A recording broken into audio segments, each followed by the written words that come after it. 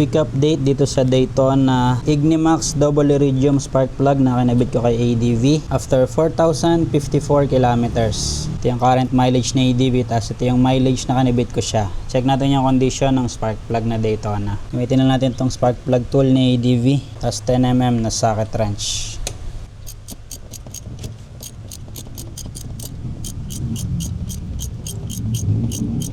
Haba itong spark plug na ADV, daming thread eh. Pare-pares to sa mga 160 engine ni Honda, yung spark plug. Yan yung condition niya ngayon.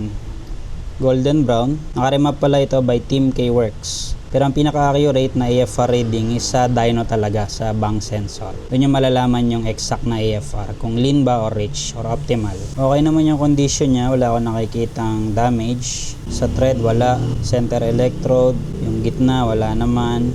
Check natin yung gap gamit tong 0.88. 0.9 yung gap nito eh.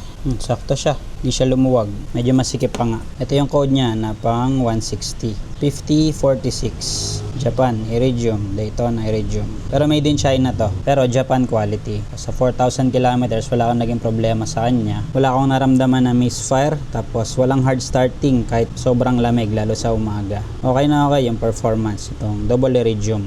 In 4,000 kilometers na gamit ko siya. Ito yung previous na gamit ko, NGK na laser iridium. Napabot ko to ng 35,000 kilometers. Ito naman 4,000 pero okay naman ang performance. So test ko pa further, update ko ulit kayo.